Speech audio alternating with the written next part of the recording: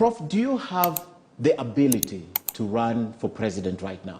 You should have asked, do I have the ability to run a house? I'm a married man, I have children, and I've brought them up to where they are. Secondly, I'm an employer, and I've done well with whoever I've employed. Thirdly, I was an OCS in a station, and I did very well. Fourthly, all those that I worked with some 30, 40 years ago, remember me for one thing, a disciplinarian. I don't want to go into this issue that I was a head prefect, head boy, what have you. I am a leader. I was elected to be a student of African Affairs in one of the best universities in the world, University of London School of Oriental and African Studies, in those old days.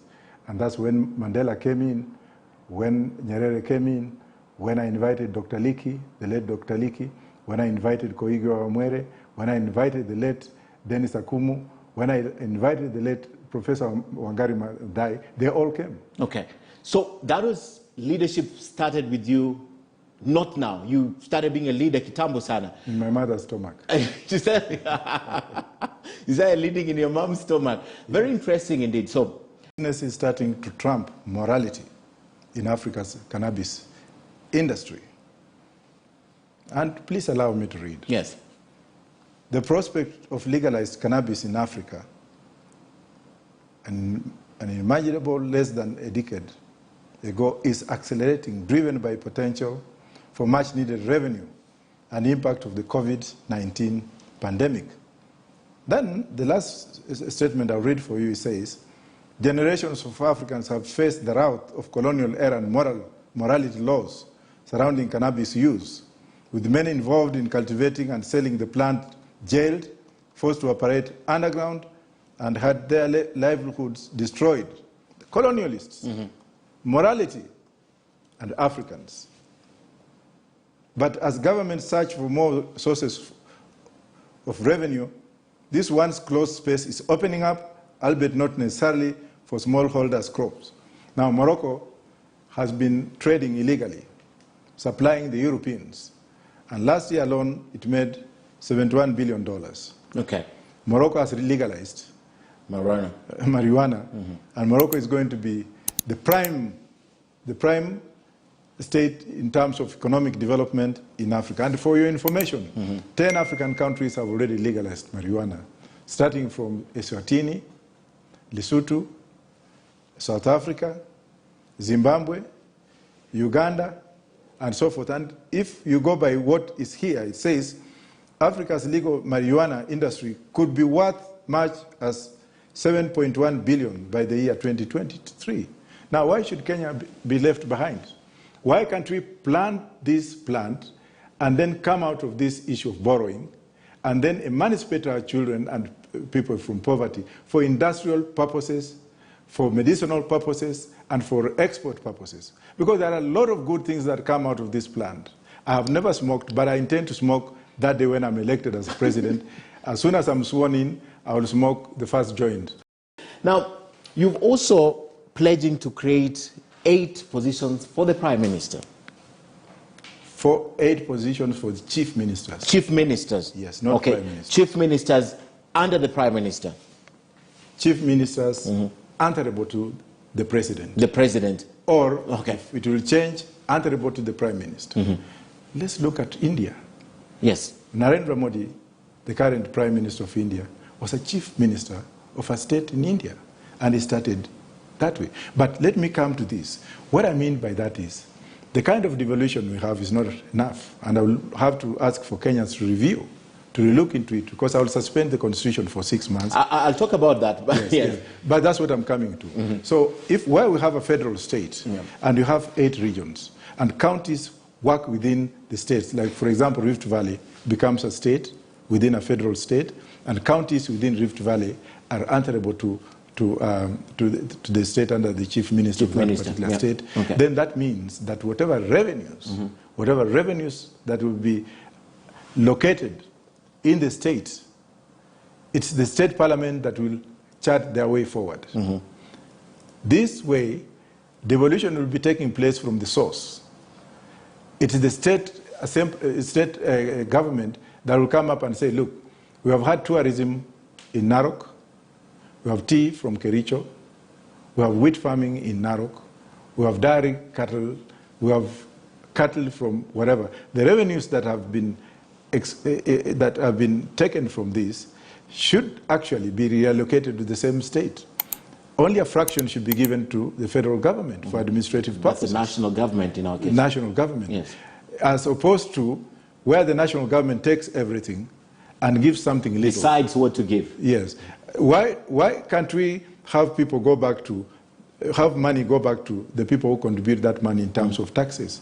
Why can't the federal government, in my opinion, come up and say, okay, how do we function? How will we get resources?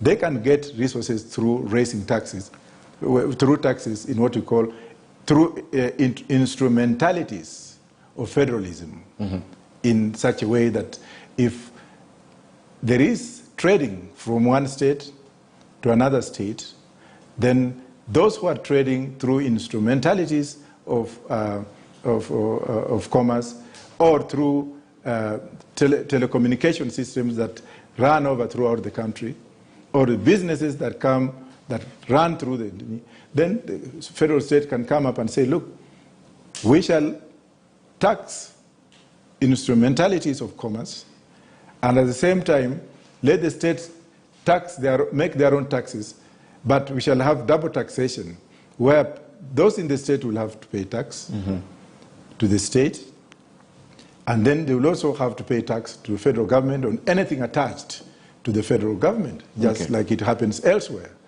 With this one, we shall have an equilibrium. The state can also come up and have state ownership of national ports, national mining.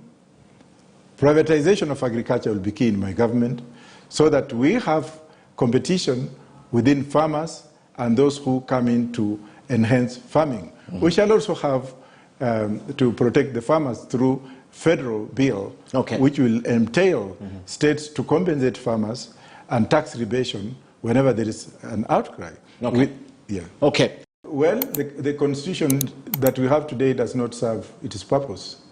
It has made President Kenyatta's work very, very difficult. It has also been, it has become a product of corruption. If you look at the judiciary, for example, anytime you want to bring something new, somebody runs to court, and that thing is blocked forever. Now, when it comes to issues, and you are a lawyer, I think this one we shall agree, when it comes to issues of somebody being arraigned in court, some cases take forever. Now, I'll give you the chicken gate case, for example. Those who are involved in that scandal in the UK were taken to court, they were tried, due process took place, and they were jailed, and they served their sentence, and they came out of that. Their counterparts in Kenya are still in court, adjournment. Anything the president does, for example, somebody runs to court. Any bill from parliament, of course, it's a right in terms of the constitutional democracy. There is something wrong with our court system that they need cleansing, and if the issue that I want Kenyans to decide is, do you want us to continue with this kind of judiciary, or how do you want us to go about it? Judiciary has also brought this country to its knees because of corruption and reasons known to them. Some of these judges are really very, very corrupt. You can see some of the commissions that come in and expound, judges who have been found to have done what have you, make applications to the Judicial Service Commission, or go to the High Court to make it. So it stinks, let me put it that way. But I'm not saying that not all lawyers are bad. I'm just talking of the judiciary. Something is wrong in the judiciary. Having been an officer of the court for a while, definitely you'll say that with some authority. And you're proposing that you will personally serve as an immigration minister. Suspend the constitution for 6 months. Talk about the immigration first before we talk about how would you operate after you suspend the constitution for the past 6 months. Good question. Let me start with that one, then I go to the immigration. We have countries which have no written constitution. UK? Israel was constituted in 1948. It came up with a draft constitution.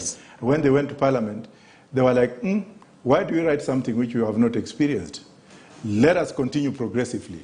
Enact legislation in parliament, have the courts come in, have statute and grow with it.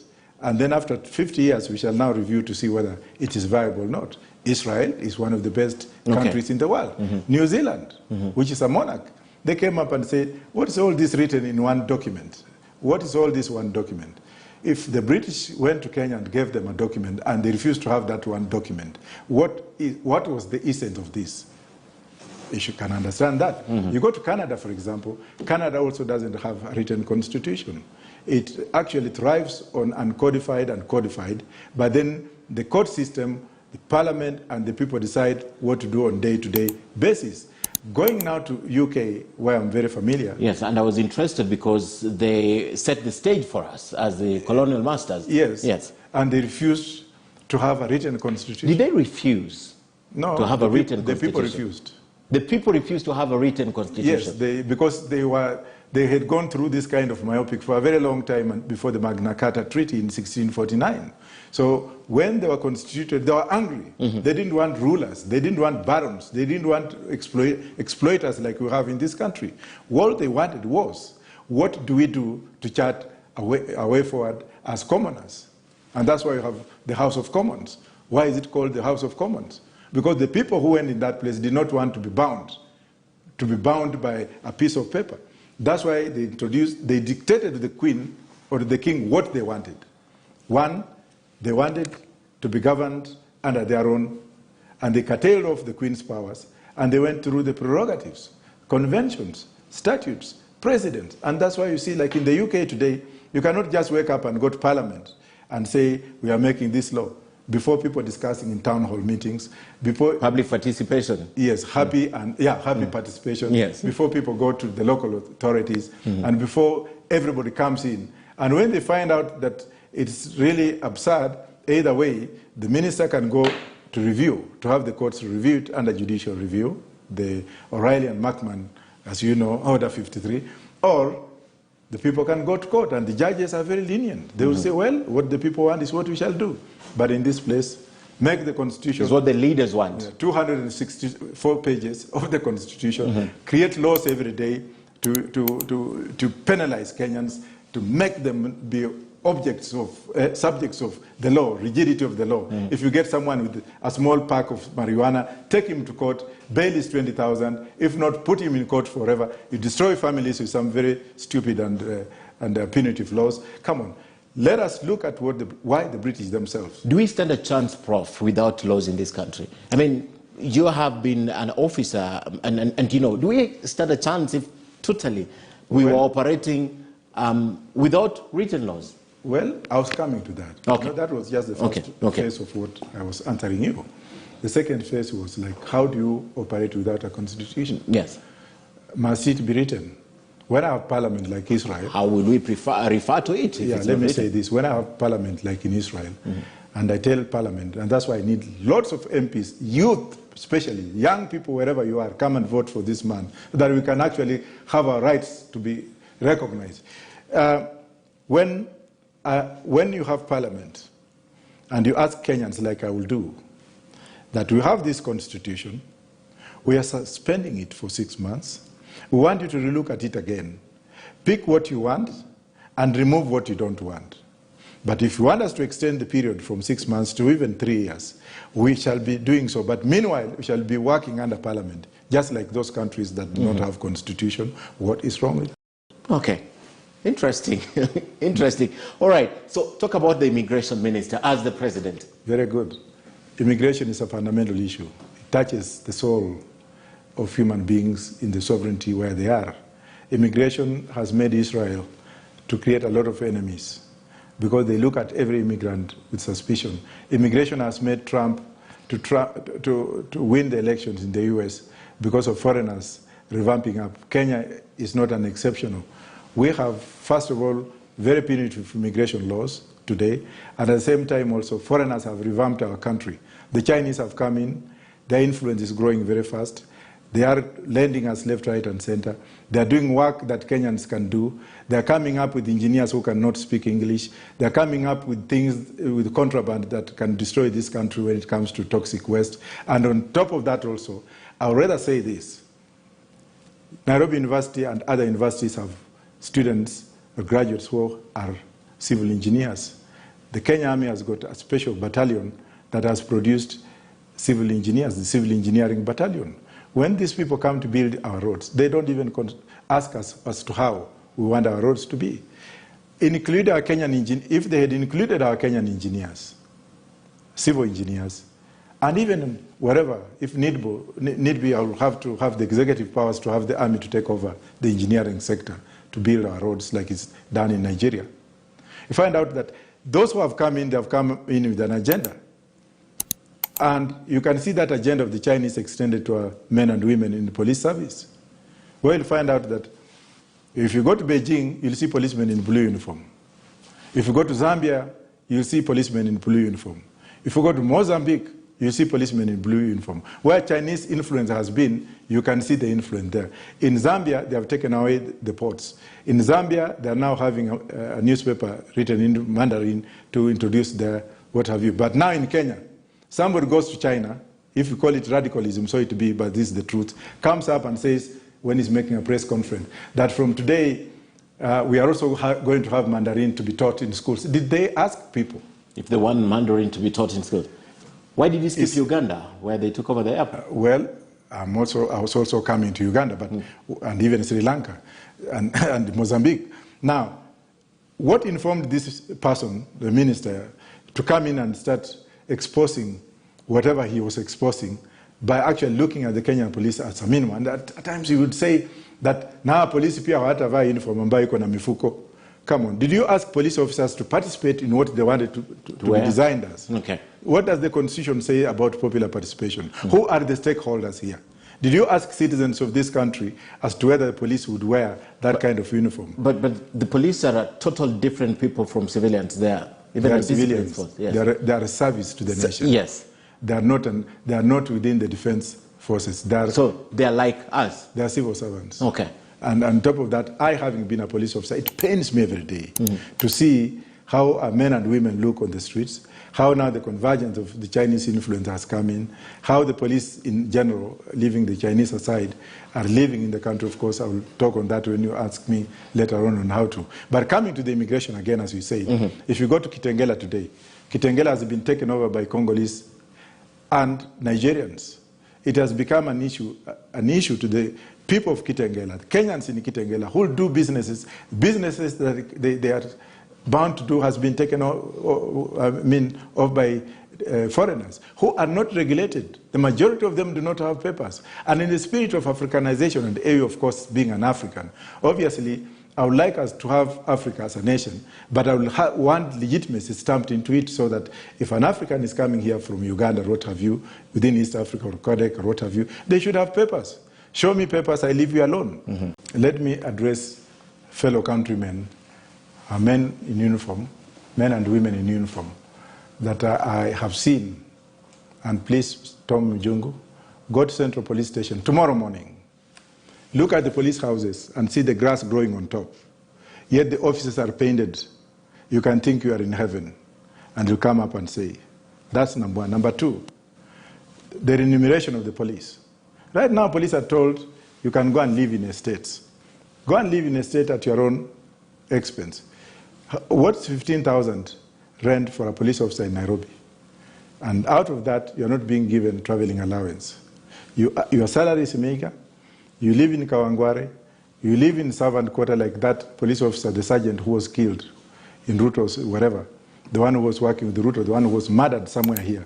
He was murdered, he was murdered in a servant quarter. A whole sergeant. In Britain, if you compare a whole sergeant and a sergeant in Kenya, you'll be like, what is going on?